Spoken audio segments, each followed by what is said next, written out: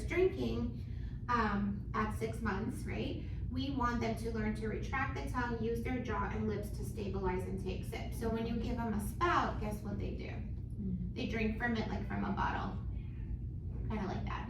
And so it's not helping their oral motor development. So we don't like anything with a spout, soft or hard, doesn't matter, no spouts, okay? So the revolution of no spouts created these things, which seemed like a good idea initially, and we were even recommending them at some point, but what I want you to do is go home, if you have one. If you don't have one, don't buy one. But if you have one, this is the 360 cup, right? Everybody talks about it. Take a sip of water from a regular cup and feel how easy it is, and then take a sip of water from this, and it's really, really hard. And a lot of babies don't even want to drink, but some of them figure it out, and then what happens is they really tighten up all their muscles because they have to drink so hard, and everything gets overused, and it's creating compensation, creating tension, and it can literally change how they're drinking. We really don't like these things, which brings me back to stoppers and spill-proof things. So some things are not spill-proof, like this kind of cup. So if you do this, liquid will come out. It is not spill-proof, right? These are spill-proof, meaning it's got a stopper in it. So nothing will come out if it's upside down, which seems nice as a parent. Baby has to suck to get it out. So again, they have to work a little harder to get it out.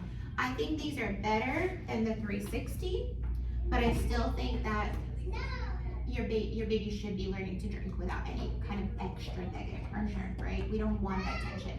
We want them to figure it out. And what I always say is, I'm a mom, so I get it. Sometimes you need them to not spill, right? Have cups that are supporting their oral function, and most of the time that's what they use. And whenever you absolutely need to have a spill-proof option, then do. But most of the time they should be drinking without these things in them, okay? So what do we like? For open cups, I think Easy Peasy is great. Tiny cup, everybody's seen this. They are weighted, which means if you put it down, they're more likely to stay up. See that? Because babies don't put the things down gently, they go, right? And so they're a little bit more likely to end up this way. They're really small for their mouths and their hands, so it's kind of easy to drink. They have a bigger version that has a straw, which I think is fabulous. And then you can also use it as an open cup, you can use it as a straw. Now, not spill proof, which we like for their mouth, right? But just be aware, because they're gonna drop it and spill it and squeeze it, so, you know, think about that. I love these are great cups. My new favorite lately is the Ola Baby. I love this cup.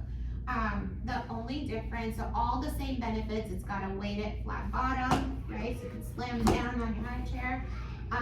It's got no stopper, so it's good for their mouth.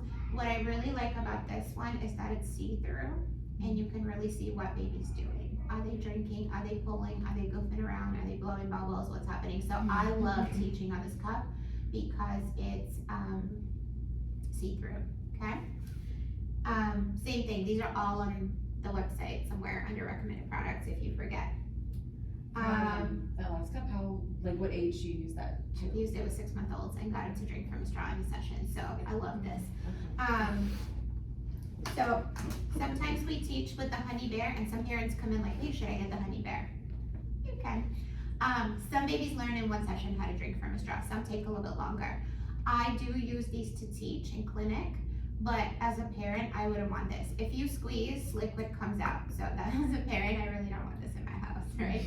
Now, if you squeeze this one, some liquid will come out too. But I think the only time I've sent parents home with these is if, you know, it's not a neurotypical baby. There's some kind of disorder where they might be on this for a long time. This is the only way they can drink. Maybe they can't hold it, whatever the situation is, right? Most of our babies do fine with a regular cup once you kind of show them.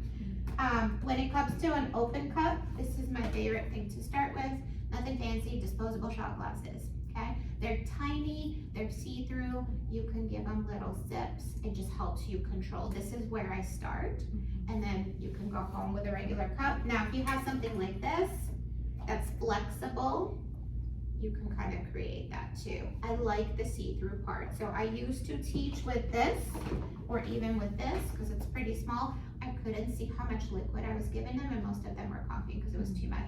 Once I went clear cup, it was like so much better because I could control it better. Does that make sense? Okay. So I think what I want you to take away from the cups is why I like them. You don't have to get this cup. You can get whatever cup you want. You can make a cup. No stopper, no negative pressure where they have to suck hard. I like clear cups. That's just a preference because I can see what they're doing, especially early on. I like flexible cups because their mouths are small and that helps me do the open cup, right? Or like this one. This is my favorite to teach on. I just wouldn't give it to a baby. I like things with a weighted bottom because they're gonna slam it and it's just a little bit more secure. So those are all the reasons I like this cup.